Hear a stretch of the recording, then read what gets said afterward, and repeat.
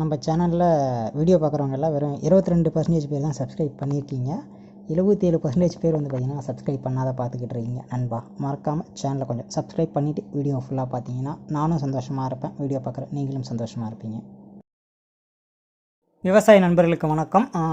Government of India department of fertilizer வந்து பார்த்திங்கன்னா April 27 அன்றைக்கி வந்து பார்த்திங்கன்னா ஒரு அனௌன்ஸ்மெண்ட் கொடுத்துருக்காங்க.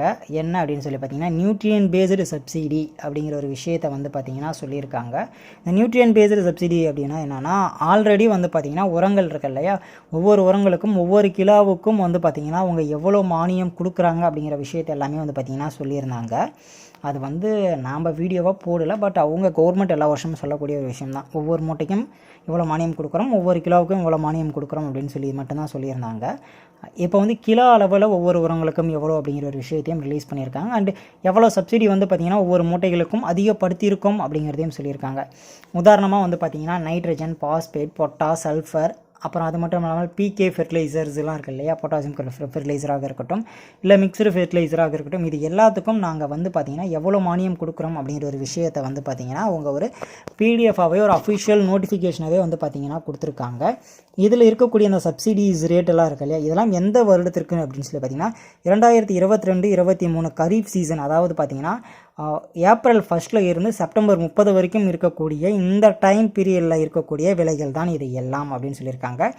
இந்த விலைகளில் எந்த மாற்றமும் இந்த பீரியடில் இருக்கும் போது ஏற்படாது அப்படின்னு சொல்லிட்டாங்க. ஏப்ரல் 1 இருந்து 30 செப்டம்பர் வரைக்கும் விலைகளில் பெரிய அளவில் மாற்றங்கள் ஏற்பட வாய்ப்பில்லை, நாங்கள் இவ்வளோ சப்சிடி கொடுக்குறோம் அப்படின்ட்டாங்க கவர்மெண்ட். இந்த டைமில் அந்த சப்சிடி, அதுக்கு மேலே உர விலைகள் ஏறுவதற்கான வாய்ப்புகள் இருந்தாலும் இருக்கலாம் அப்படிங்கிறதும் சொல்லியிருக்காங்க. இப்போ நேராக வந்து பார்த்திங்கன்னா நம்ம ஒவ்வொரு உரத்துலேயும் வந்து பார்த்திங்கன்னா ஒரு கிலோவுக்கு எவ்வளோ சப்சிடி கொடுக்குறாங்கன்னு பார்ப்போம்.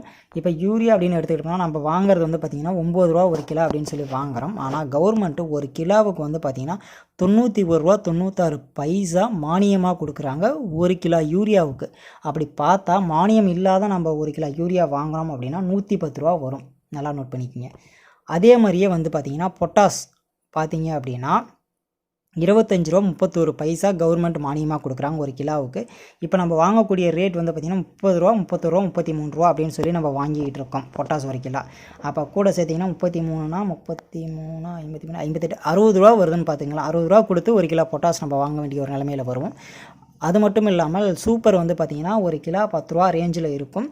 மானியம் வந்து பார்த்திங்கன்னா 7 ரூபா கொடுக்குறாங்க. அப்போ நம்ம 17 ரூபா மானியம் இல்லைனா வாங்கணும். அதேமாதிரியே பாஸ்பரஸ் இருக்குது இல்லைங்களா, பாஸ்பேட், அதை வந்து பார்த்திங்கன்னா நம்ம 72 ரூபா 74 பைசா வந்து பார்த்திங்கன்னா கவர்மெண்ட் மானியமாக கொடுக்குது.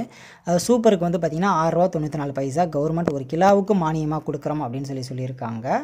அண்டு இது எல்லாமே வந்து பார்த்திங்கன்னா NBS ஸ்கீமில் தான் வருது, நியூட்ரியன் பேஸ்டு சப்சிடி ஸ்கீமில் தான் வருது. எப்போலேருந்து அப்ளிகபிள்னா 1/4/22 அப்ளிகபிள் ஆகும் அப்படின்னு சொல்லிட்டாங்க.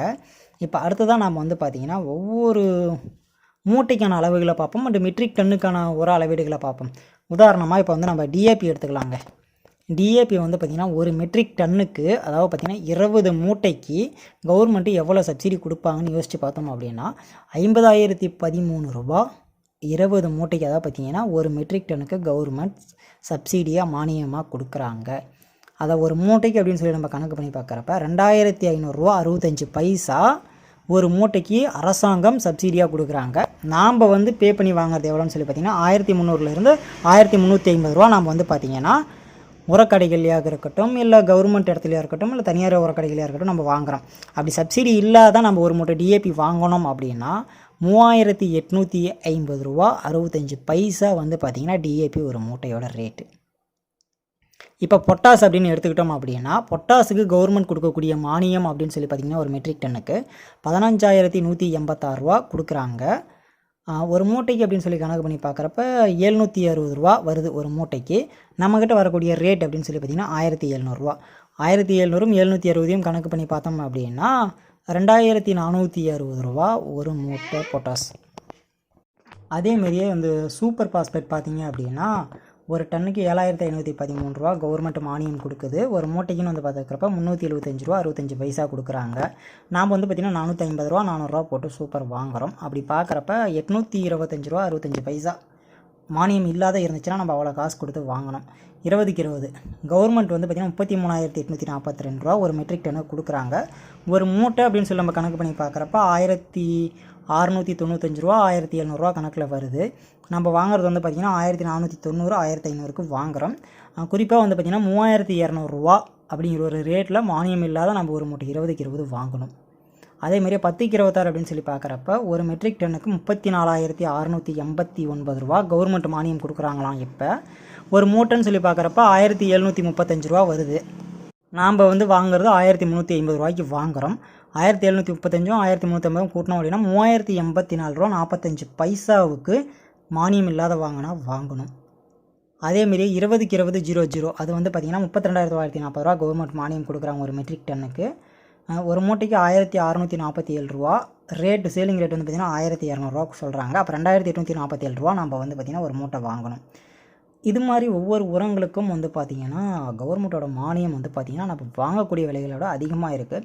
கவர்மெண்ட் வந்து மானியம் இல்லாத உரத்தை கொடுத்தாங்க அப்படின்னா கண்டிப்பாக சொல்கிறேன், ஒரு மூட்டை உரம் நம்மளால் வயலில் போடவே முடியாது அப்படிங்கிற ஒரு நிலைமையில தான் இருக்குது. சொல்ல மறந்துட்டேன், 17க்கு 17 காம்ப்ளெக்ஸ் எடுத்து போடுறோம் இல்லைங்களா. இதுக்கு கவர்மெண்ட் வந்து பார்த்திங்கன்னா 32,302 ரூபா ஒரு மெட்ரிக் டன்னுக்கு மானியமாக கொடுக்குறாங்க. ஒரு மூட்டைக்கு 1,615 ரூபாயிலிருந்து 20 ரூபா வரைக்கும் கவர்மெண்ட் கொடுக்குது. நம்ம வாங்குறது வந்து பார்த்திங்கன்னா 1,250 1,350 வரைக்கும் நம்ம வாங்கிக்கிட்டு இருக்கோம். ஒரு கான்ஸ்டன்டாக ரேட் அப்படின்னு சொல்லி பார்த்திங்கன்னா ஒரு 2,900 3,000 ரூபா வரைக்கும் மானியம் இல்லாத வாங்கினா நம்ம வாங்கக்கூடிய ஒரு நிலைமையில் இருக்கும். 17க்கு 17 அதேமாரி ஆல் 19க்கு வந்து கவர்மெண்ட் 36,102 ரூபா மானியம் கொடுக்குறாங்க. ஒரு மூட்டைக்கு 1,805 10 ரூபா வரைக்கும் மானியம். நாம் வந்து பார்த்திங்கன்னா 2,700 ரூபாய்க்கு இப்போ இன்னைய டேட்டில் ரேட் 2,700 ரூபா 2,600 ரூபா 500 ரூபா சொல்லிக்கிட்டு இருக்காங்க ஆல் 19. ஓகேங்களா. கூட்டி பார்க்குறப்ப 4,200 ரூபாயிலிருந்து 4,500 ரூபா வரைக்கும் வந்து பார்த்திங்கன்னா வித்தவுட் சப்சிடியில் நம்மக்கிட்ட வந்து சேரக்கூடிய வாய்ப்புகள் இருக்குது. அதேமாரியே 16க்கு 16 இருக்கு இல்லைங்களா, அதுக்கு 30,402 ரூபா மானியம். 1,520 ரூபா ஒரு மூட்டைக்கு 1,500 ரூபா சேலிங் ரேட்டு, 2,720 ரூபா வந்து பார்த்திங்கன்னா மானியம் இல்லாத. இப்படி ஒவ்வொரு மூட்டைக்கும் வந்து பார்த்திங்கன்னா கவர்மெண்ட் சொல்லியிருக்காங்க. நான் அதில் சொல்லியிருக்கிறதெல்லாம் வந்து பார்த்திங்கன்னா முக்கியமாக நம்ம பயன்படுத்தக்கூடிய உரங்களை மட்டும்தான் வந்து பார்த்திங்கன்னா சொல்லியிருக்கேன். இதுவே என்னடா ஒரே ரேட்டாக அதுவும் நம்பராக சொல்லிகிட்டு இருக்கு அப்படின்னு சொல்லி நிறையா பேருக்கு போர் அடிச்சிருக்கும். இந்த வீடியோவில் நீங்கள் ஒரு விஷயத்தை நல்லா யோசித்து பாருங்கள்.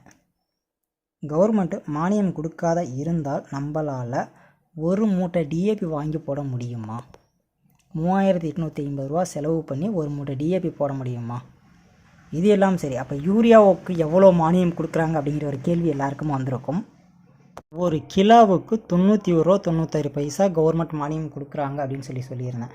அப்படின்னா அது அப்படியே 45ஆல் பெருக்கும் போது 4,138 ரூபா 20 பைசா ஒரு மூட்டைக்கு கவர்மெண்ட் கொடுக்கக்கூடிய மானியம். நல்லா யோசிங்க, யூரியாவோட பயன்பாட்டை ஏன் குறைக்க சொல்கிறாங்கன்னா நல்லா புரிஞ்சுக்குங்க.